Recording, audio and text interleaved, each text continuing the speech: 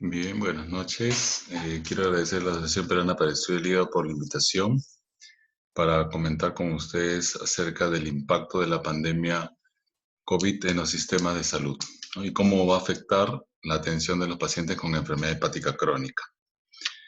En primer lugar, esta lámina muestra el resumen de en realidad de esta conferencia, ¿no? De lo que en este barco que se llama Perú, el efecto que está originando la pandemia sobre ella, especialmente sobre el sistema de servicios de salud que está representado a la izquierda, y con en realidad todo el contexto del país, ¿no? Las otras cajas pueden representar lo que está pasando en economía, educación, eh, etcétera, ¿no? Em, Vamos a revisar algunos aspectos históricos de la pandemia COVID-19 y en realidad debemos de decir de que estas grandes epidemias que han ocurrido y pandemias que han ocurrido a través de la historia de la humanidad nos han acompañado en realidad desde hace mucho tiempo, ¿no? De las más recordadas podemos ver la plaga de Justiniano, en que prácticamente comprometió de una manera importante y arrasó prácticamente con el Imperio Romano en aquella época, pasando por la peste negra, la viruela en el momento de la conquista española hacia las Américas, la, en el Imperio Azteca, y a través del tiempo hasta llegar a la mal llamada gripe española, ¿no? En la cual prácticamente hace 100 años comprometió la vida de 50 millones de personas. Posteriormente se han ido estableciendo una serie de epidemias y pandemias en las cuales, como ustedes pueden ver, en las últimas, especialmente la gripe asiática, Hong Kong, el SARS y la gripe porcina, en realidad han estado muy cercanamente a la, a la presentación de lo que nosotros conocemos como la pandemia de COVID, que en la actualidad ya va tomando más allá de 3 millones de personas y con una mortalidad importante en todo el mundo. Eh, Esa lámina muestra eh, los efectos de la influenza y que en ese contexto como el, esta enfermedad fue comprometiendo prácticamente imágenes muy similares a las que tenemos en la actualidad. Algunos aspectos para recordar de esta pandemia de la influenza es que afecta o afectó a un tercio de la población mundial, de tal manera que 20 a 50 millones de personas estuvieron comprometidas. De igual manera se asoció la patogénesis a una tormenta de citoquinas. Se establecieron también políticas de distanciamiento social. Fíjense que en aquella época se empezaron a tratar con altas dosis de aspirina y que probablemente contribuyó a una gran mortalidad. Esta lámina muestra, fíjense que, y que tener en cuenta en la actual pandemia, de que el contexto se estableció en tres grandes olas, ¿no? O tres grandes oleadas, en donde la segunda oleada fue la peor y que en ese sentido la inmunidad natural tuvo que establecerse en ausencia de vacuna, prácticamente porque una buena parte de la población se comprometió y en realidad también se establecieron teorías de que la letalidad disminuyó fundamentalmente debido no a un evento originado por el hombre, sino a una mutación viral propiamente dicha. Eh, Como sabemos ya, la Organización Mundial de la Salud declaró a la COVID-19 como pandemia el 11 de marzo y que en ese sentido, ya desde el 6 de marzo, desde que se reportó el primer caso en el Perú, fíjense que en 2 meses prácticamente ha establecido un impacto importantísimo sobre nuestro país. Viéndose que en cuanto a los resultados, esta es una imagen que corresponde a hace 2 días atrás, pero en realidad que ya ha afectado a más de 60.000 personas a la fecha, con casi poco más de 1.600 muertos, en las cuales todo el sistema de salud está comprometido y que estamos al límite del soporte de las unidades de cuidados intensivos a nivel de todo el país. Podemos revisar algunos modelos matemáticos respecto al impacto de la pandemia COVID-19. Se han presentado varios conocidos. Uno de ellos fue el que presentó el Royal Imperial College y que fue interpretado por varios expertos, ¿no? Y que, como se puede ver en la línea de la izquierda, en color negro, ¿qué pasaría si no se hace nada? ¿No? Solamente se observa el contexto de la pandemia y fíjense que es catastrófico para las poblaciones en Perú, ¿no?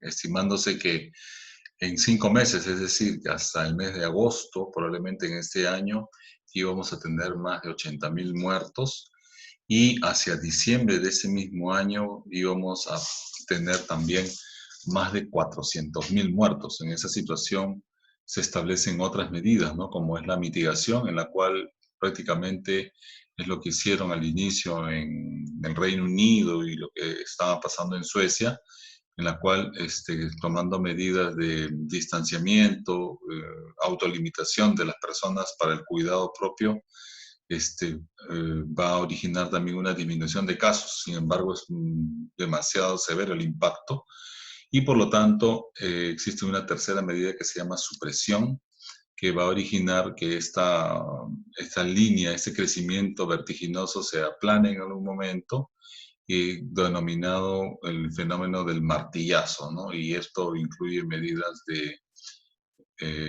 toque de queda, como es lo que está pasando en el país, medidas de estado de emergencia en el cual la gente no sale, que es lo que estamos viviendo desde hace prácticamente 2 meses, y a partir de ahí va esta curva a disminuir, ¿no?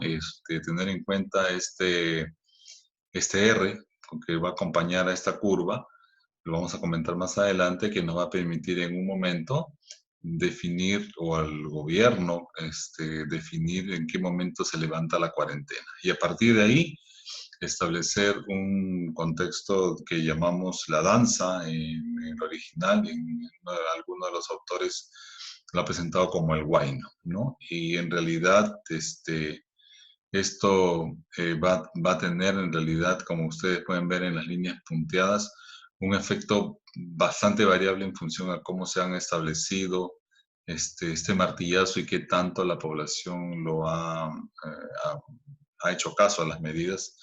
¿Cuál es el objetivo principal? El evitar sobrepasar la capacidad del sistema de salud, ¿no? Y esto, como se está viendo en la actualidad, ha sobrepasado en muchos países esta línea de punteada y que está originando catástrofe en diferentes sistemas, en los países más desarrollados como Italia, España, o Alemania mismo, ¿no? Y que podríamos decir, cada uno tiene su propio baile, ¿no? Y eso es lo que podemos decir. Por ejemplo, en nuestro país, en Amazonas, es diferente la curva de presentación de casos y de comportamiento que Lambayeque, donde están no está casi una cantidad importante de casos, o en Puno, que es un impacto menor, ¿no? De tal manera que eso va a permitir establecer a los gobernantes de esas zonas medidas particulares, diferenciadas y que deberían tomarse muy en cuenta en ese sentido.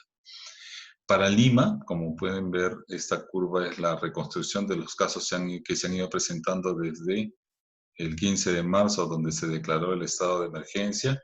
Y fíjense ustedes el comportamiento de este estado de emergencia que ha ido haciendo que esta curva se modifique y que a su vez también ha permitido o ha originado de que se prolongue para la intención de aplanar esta curva, ¿no? Y aquí hay que tener un concepto importante que decíamos, este factor R, ¿no?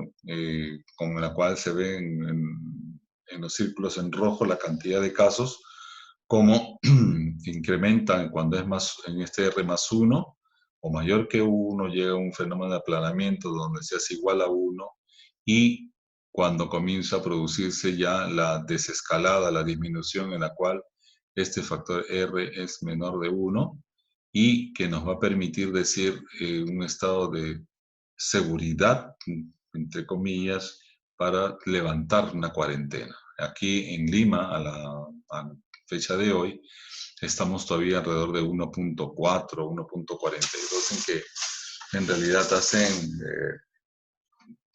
preguntarse si realmente vale la pena levantar la cuarentena en estos días. Es muy peligroso cuando esto no ocurre porque el rebrote puede ser peor.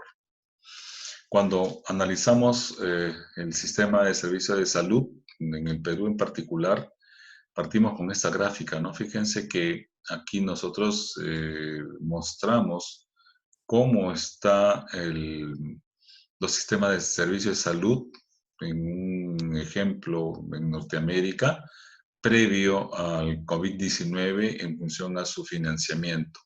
Si nosotros esto lo exploramos o lo exportamos hacia Perú, nosotros nos encontramos en este cuadrante inferior izquierdo, donde estamos en altísimo riesgo de ser sobrepasados, ¿no? ¿Y eso por qué razón? Porque cuando uno analiza el sector salud que tenemos, que un tercio de la población tiene algún tipo de enfermedad crónica que requiere tratamiento, los integrantes del sistema de servicios de salud que pertenecen a ellos como asegurados están prácticamente inconexos, incomunicados, con recursos mínimos y que eso va a establecer pues entonces una limitación importante del servicio. ¿Originado por el qué? Por el gasto público, ¿no? Comparativamente el Perú tiene el menor gasto público comparado con los países de la región, y que si además vemos el gasto en relación a la salud, se puede decir que el 73% del gasto de un paciente para ser atendido sale del bolsillo del paciente, y lo cual no debería ser así, sobre todo en las enfermedades que tienen alto impacto o catastróficas, como está pasando con esta pandemia del COVID. Entonces, podemos resumir en esta lámina que el sistema de servicios de salud en el Perú se encuentra desintegrado, descoordinado, producto de la pobre inversión pública y privada. Y eso en realidad hay que tenerlo en cuenta en su resultado final, ¿no? Que son la capacidad de los hospitales, pero mejor aún, la capacidad que tienen la unidad de cuidados intensivos, que es lo más importante en la medición, especialmente en este tipo de pandemia, ¿no? Como se ve, nuestro país en ese sentido ocupa los últimos lugares, por todo lo mencionado anteriormente, que en ese contexto, pues, tenemos los efectos que estamos teniendo en la actualidad y que esperemos que pueda limitarse al máximo el impacto que vamos a ver más adelante, ¿no? Eh, Haciendo una revisión de cómo es la atención de la salud en las enfermedades del hígado, debemos recordar algunas cosas que pasaban en la era pre-COVID-19. Eh, es de mencionar que la principal mortalidad por grandes grupos la tenemos en las enfermedades del aparato digestivo, ocupan un lugar importantísimo, se encuentran dentro de las 10 primeras causas y dentro de ellas, cuando se hizo una revisión de los últimos años, fíjense que las enfermedades del hígado son las que originan mayor mortalidad, especialmente cirrosis hepática. Entonces, esto ya no solamente, como se muestra aquí, requiere una visión individual, unitaria, que requiere solamente de una institución, sino que ya está viéndose que ameritan un manejo con una visión de salud pública. Y la pregunta es si ya en realidad para poder ordenarlo de alguna manera, si se necesita ya establecer un programa nacional de salud en ese sentido para estas enfermedades. Cuando analizamos las actividades, procedimientos y exámenes utilizados para los pacientes con enfermedades hepáticas, quiero hacer recordar algunas cosas y me gustaría compartir con ustedes estas láminas, ¿no? Todos nosotros trabajamos en diferentes sectores, públicos, privados, individuales, ¿no? Y fíjense que son imágenes de nuestro día a día y que conviven con nosotros y prácticamente nosotros lo hemos aceptado de esa manera, ¿no? En la consulta externa, con hacinamiento, y lo mismo que en la emergencia, como se puede ver, en la cual el aforo se encuentra sobrepasado por la cantidad de pacientes, de tal manera de que no existe distanciamiento social, ¿no? O no existía distanciamiento social. Esta situación en esta era COVID y lo que va a venir más adelante es lo que me gustaría hacerles recordar qué vamos a hacer en conjunto. Y cuando ya vamos a los procedimientos que regularmente estamos acostumbrados a hacer y a participar, fíjense ustedes, una endoscopía, inclusive en el mejor de los casos, cuando se hace en sala de operaciones, ah, y les pregunto a ustedes si en esta condición de la era COVID, alguno de ustedes se atrevería a hacer una endoscopía en estas circunstancias. Y eso significa, como vamos a ver más adelante, que los procedimientos endoscópicos o ya ha cambiado su forma de realización. Lo mismo que los exámenes colonoscópicos.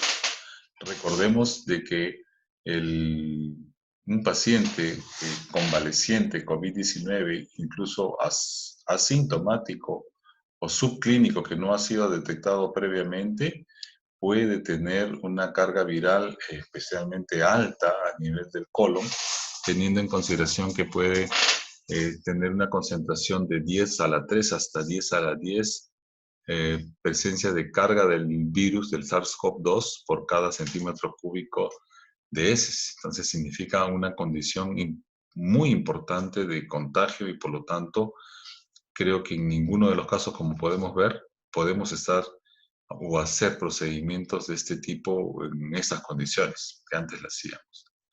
Y en tercer lugar, mostramos los estudios que regularmente se hacen en la colangiopancreatografía retroendoscópica, llámese diagnóstica o terapéutica, sobre todo ya actualmente se hace terapéutica, en la cual, como se pueden ver en las diferentes láminas, tenemos un equipo que constituido por endoscopistas, radiólogos, anestesiólogos y enfermeras, como se ve, con un aforo bastante sobrecargado y si uno lo evalúa ya desde el punto de vista de bioseguridad, que podríamos decir deja mucho que desear. Entonces, nuevamente lo dejo en la pregunta al análisis, si ustedes en la actualidad, quienes hacen CEPRE, lo harían en estas condiciones en la actualidad, teniendo en consideración también de que ya se sabe que la presencia del virus se encuentra en bilis, los receptores EK2 tienen una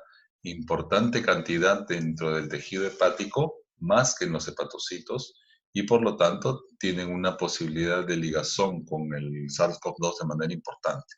Y por lo tanto su exposición y contacto y extracción de líquido puede originar una diseminación por partículas.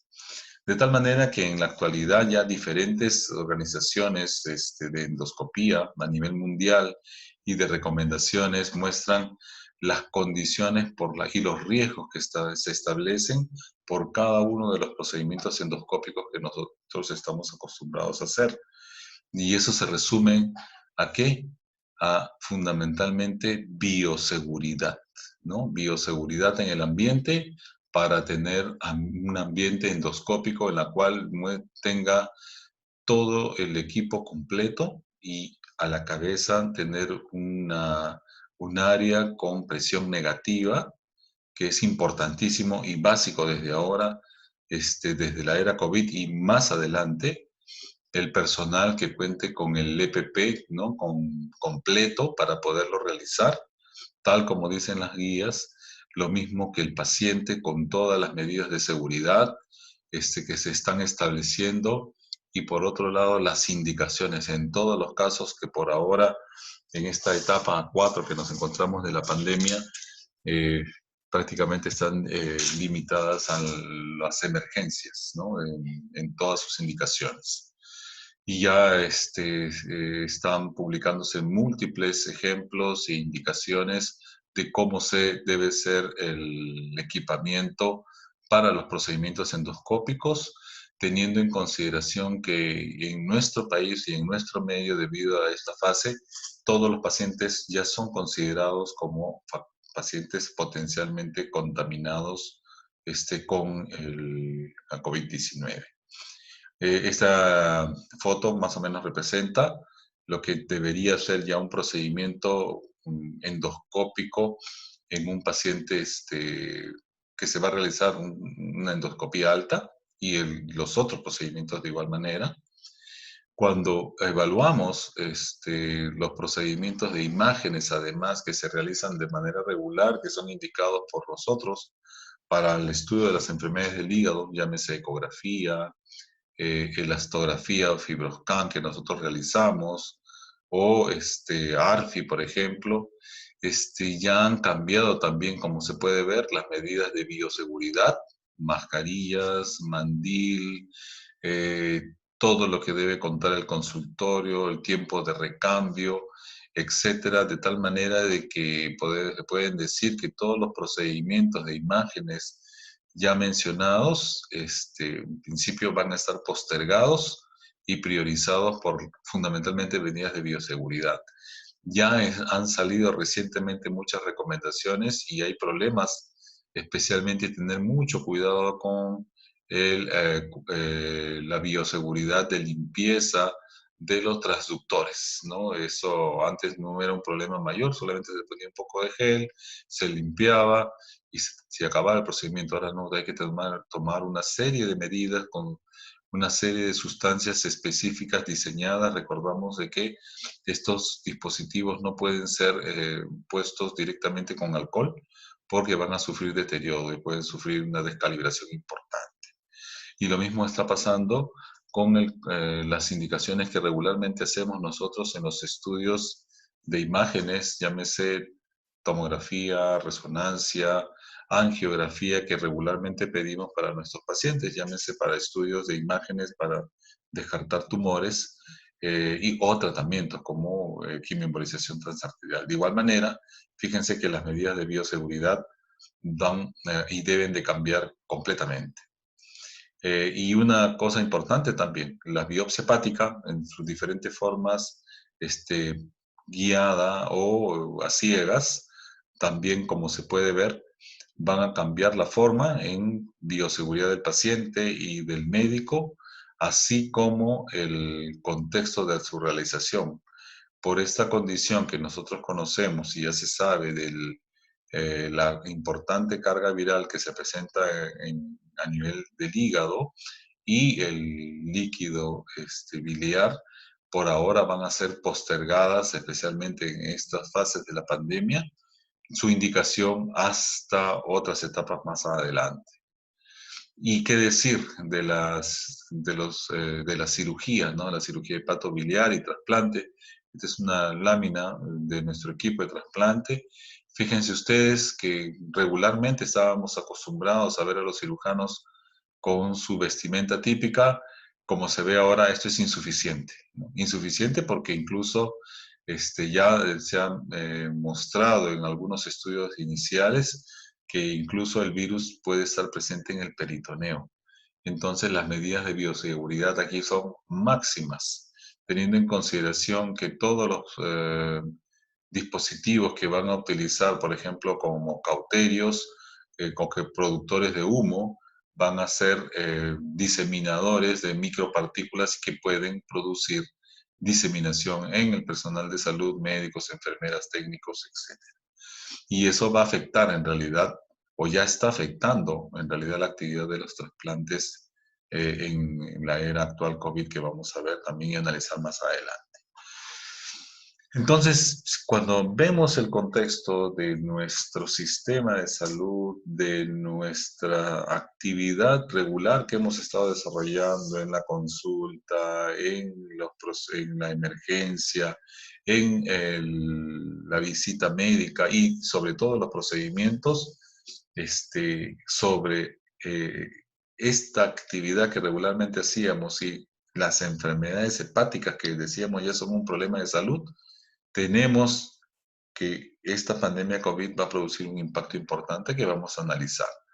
Esta gráfica muestra una propuesta en realidad de un autor de Norteamérica importante en la cual se menciona que ya estamos frente a la pandemia con 3 oleadas, principalmente caracterizada en la primera, que es la que estamos pasando en la actualidad, en el mundo en realidad, en la cual hay postergación de diferentes procedimientos, especialmente en los pacientes estables, que van a incluir los procedimientos selectivos como endoscopías que ya hemos mencionado, estudios de imágenes e inclusive biopsia, además de cirugía, y que van a estar limitados solamente a los eventos agudos y de emergencia.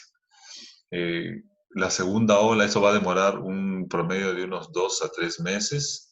En segundo lugar, tenemos una segunda ola en la cual vamos a tener una demanda incrementada de pacientes de esa eh, primera parte, ¿no?, del contexto de la pandemia, en la cual vamos a tener descompensación propia de la enfermedad hepática, especialmente cirrótica, con hemorragia digestiva y todas las complicaciones que nosotros conocemos del paciente cirrótico, que van a originar muchas veces ya en los pacientes inclusive con tumor, progresión tumoral y pérdida del paciente, salidas de lista de espera e incremento de la mortalidad. Esta segunda ola más o menos también se considera que va a demorar entre 2 a 6 meses, y una tercera ola que es eh, a continuación de ella, en la cual ya con los dos primeros ejemplos vamos a tener la llamada pérdida del seguimiento de nuestros pacientes, ¿no?, en la cual van a haber subdiagnósticos por lo mismo que hemos mencionado, una serie de estudios postergados, biopsias no realizadas, procedimientos de tratamiento y de seguimiento, sobre todo en pacientes con hepatocarcinoma de manera incompleta, con progresión de la enfermedad hepática y gran mortalidad. ¿Cuánto tiempo va a demorar esto? Con las políticas de distanciamiento físico y social, los expertos calculan entre meses a años. Entonces, no pensemos que esta pandemia sobre las enfermedades, en realidad, sobre todo el sistema, va a ser corto y que ya levantada el estado de emergencia ya vamos a volver a la normalidad. Eso no va a ocurrir. Tenemos que tener eso muy presente, ¿no? Y por lo tanto debemos de prepararnos para ver qué estrategias vamos a hacer en general para poder superar esta etapa que va a durar muchos meses en realidad en el mundo y en nuestro país. Y el efecto, fíjense, que va a tener en realidad sobre el procedimiento máximo que se hace en las unidades hepáticas, que es el trasplante. Y fíjense que sabiendo que estamos en la fase 4, en la cual no hay camas de cuidados intensivos ni capacidad disponible para dar soporte avanzado de vida, está el sistema de salud colapsado y por lo tanto la reducción de la actividad trasplantadora se reduce al 100%. Uno puede decir, sí, bueno, eso puede pasar en Perú porque la actividad no es tan intensa y no hay tantos donantes, pero en otros países eso debe ser diferente. Fíjense el ejemplo que les voy a traer acá. Esta es una publicación muy reciente del 1 de mayo, en la cual de la Organización Nacional de Trasplantes de España. Fíjense ustedes cómo la COVID-19 en un sistema donde se hacen una cantidad importantísima de trasplantes, que son ejemplo del mundo. Aquí tenemos el ejemplo de los donantes en celeste y de los trasplantes realizados en diferentes colores por los órganos, como más o menos que en el estado de alarma máxima nacional, que más o menos coincide con nuestro 15 de marzo, miren cómo han caído la cantidad de donantes y de trasplantes, prácticamente a su mínima expresión, y en la actualidad prácticamente se ha suspendido la actividad de trasplante hepático, y lo mismo que el riñón. Entonces es un fenómeno mundial, ¿no?, y que va a demorar todavía, dependiendo entre semanas, yo diría meses, para poderse recuperar. Entonces, como vemos, el impacto es importantísimo sobre todas las actividades, no solamente de consultas, sino hospitalarias, de soporte, y de máxima supresión de estas.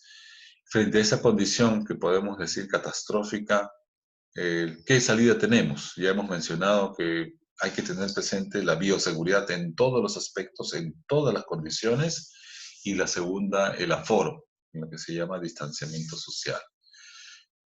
Y eso, cuando lo extrapolamos a la actividad que realizamos regularmente, nosotros habíamos comentado que los gastroenterólogos en muchos de los hospitales, en mi hospital, y comentando con el doctor Díaz, también en Rebagliati, en Almenara y en Rebagliati, los gastroenterólogos ya están pasando visita a los pacientes COVID de manera regular. Y entonces, tanto en la visita regular de los pacientes COVID más o menos estables, que están estabilizándose, pero sobre todo a los pacientes que están en interconsulta, fíjense el atuendo que ya estamos empezando a acostumbrarnos a usarlo por necesidad importantísima de cuidado, y entonces debemos exigir la máxima protección para el personal de salud y para el paciente, por supuesto. Y acostumbrarnos ya desde ahora, antes que nos veíamos las caras, ahora con máscaras, ¿no? Y con un equipamiento máximo que ya en algunos centros inclusive se están poniendo la etiqueta con sus nombres para podernos identificar. Los esfuerzos que se están haciendo para poder salvar a nuestros pacientes. Y las actividades que ya se están desarrollando, ¿no? La telemedicina y los equipos de salud que se están integrando en ese sentido, que están comenzando a ser multidisciplinarios, esta cosa importante de decirlo en las visitas, el desarrollo, además de la telemedicina como una forma de trabajo remoto, en muchos casos de aquellas personas que no pueden estar por condiciones de edad o condiciones de factores de riesgo de los médicos que pueden trabajar, o de aforo también, y que puede trabajarse desde su casa. Este es un ejemplo de lo que nosotros estamos haciendo ya desde algunos días en nuestro hospital, que desde casa podemos tener el control remoto.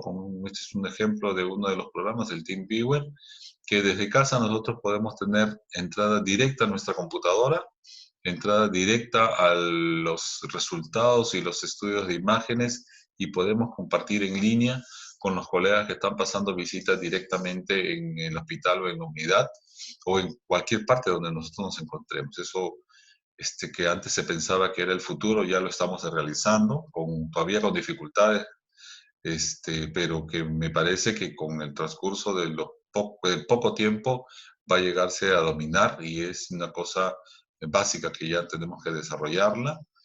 Eh, y para resumir, podemos decir de que la integración de lo que ocurre luego de la pandemia va a ser de manera obligatoria que ocurra un acceso universal a la atención, especialmente en nuestro caso de los pacientes hepáticos, con integración funcional. Este es un ejemplo de ello, en la cual en esta pirámide se muestra cómo se pueden integrar los diferentes centros del sistema de servicio de salud, desde el nivel primario hasta el máximo nivel, con unidades funcionales hasta llegar al máximo, que es la unidad hepática o trasplante, pero que a su vez se comunique independientemente eh, del subsistema que se encuentre. Yo creo que ya la mejor demostración de que nosotros ya no podemos trabajar en estancos, llámese salud, MINSA o privados.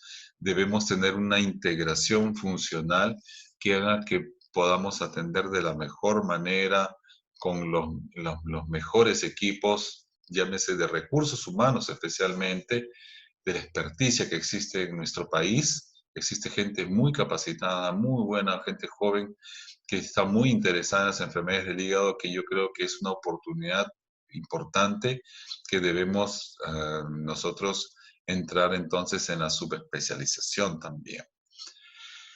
Finalmente, para las últimas láminas es la pregunta que todos nos hacemos, ¿no? Si retornaremos a la vida normal después de la pandemia. ¿Qué podemos decir?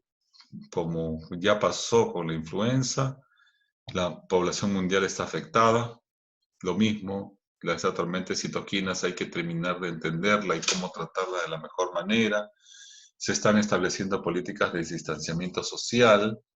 Sin embargo, va a depender de la respuesta de los ciudadanos para ver si la están cumpliendo o no.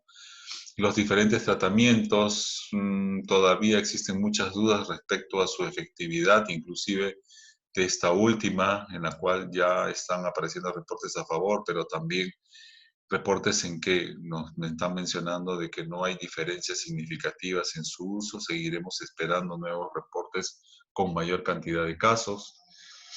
¿Qué nos permite o qué nos tenemos que preguntar? Ganar tiempo. ¿Para qué? Para establecer mejores test diagnósticos, esperar finalmente la vacuna, que esperemos que ocurra, en el mejor de los casos, me parece, en un año. Entender y manejar adecuadamente la hipoxemia, y ese es otro interrogante importante que los expertos especialmente deberían manejarlo, especialmente las unidades críticas. Y finalmente, ya de acuerdo a toda esta discusión, reorientar recursos para una respuesta de salud pública, pudiendo decir que necesitamos un sistema de salud adecuado. Y eso está dado porque ya se ha demostrado cómo estamos, ya colapsó el sistema actual, ¿no? Todos los integrantes del sistema tienen serias deficiencias. Se orientaba de alguna manera en la pregunta si la parte privada sola podía tener un factor importante. Se ve que no tiene una cobertura mínima, tiene altos costos y no se encuentra diseñada para patologías complejas o catastróficas, y menos en el estado de esta pandemia, ¿no? Eh, las cosas malas, siempre lo malo trae algunas cosas buenas, ¿no? Podemos decir que la COVID-19 nos trae una oportunidad, me parece importante, que no debemos dejar de pasar, que es el desarrollar y establecer un nuevo sistema de salud integrado, con acceso a evaluación médica con telemedicina, acceso a fármacos por delivery, y ya se están comenzando a implementar en algunos lugares, en la seguridad social ya está empezando a ocurrir, la telecomunicación con el intercambio de información médico a médico, ya está ocurriendo en los congresos virtuales, los grand rounds, ya como se sabe ya no se puede tener más allá de 2 médicos en la visita, las reuniones mensuales y científicas, como ya está ocurriendo, con algunas limitaciones que seguramente en el tiempo van a ir mejorando muchísimo. Las comunicaciones que ya están ocurriendo online a todo nivel en el mundo, y que deben seguirse integrando y dominándose. Podemos decir que las crisis mundiales van a acelerar grandes cambios, que es lo que justamente deberemos nosotros subirnos a ese coche. Y para terminar, decir, guardar nuestras distancias, que es lo mejor. Nosotros como líderes de opinión en ese sentido, como se ve, muy pronto se van a levantar el estado de cuarentena, y yo creo que cada uno en su posición, nosotros como médicos, debemos de exigir sobre todo lo que estamos mencionando, lo que conocemos, ¿no? Exigir bioseguridad para el personal, para cada uno de nosotros y quienes integran nuestro equipo, bioseguridad de nuestros ambientes endoscópicos, teniendo de manera obligatoria un área endoscópica con presión negativa, y estableciendo los mecanismos para hacer telemedicina ya, ¿no? Y de alguna manera también ver la manera de cómo acomodarnos dependiendo de dónde nos encontremos, si es en la costa, en la sierra o en la selva, con recursos limitados o no. Yo creo que esta es una oportunidad importantísima de empezar a integrarnos. Yo creo que es la mejor forma de integrarnos es a través de las redes sociales. Creo que hay gente muy interesada en compartir. Nosotros tenemos mucho interés, y la Asociación Peruana para el Estudio del Hígado creo que sería una buena ruta, y la Sociedad de Gastroenterología una buena ruta para poder seguir integrándonos a través de los casos clínicos compartidos, podcast, WhatsApp, múltiples alternativas que pueden ocurrir. Yo les agradezco mucho en ese sentido por su atención y muchas gracias por su atención. Disculpando las limitaciones de la señal inicial, pero creo que nos ha permitido analizar una situación importante y que seguramente va a originar mucha discusión en el futuro. Yo les agradezco en ese sentido su atención. Muchas gracias.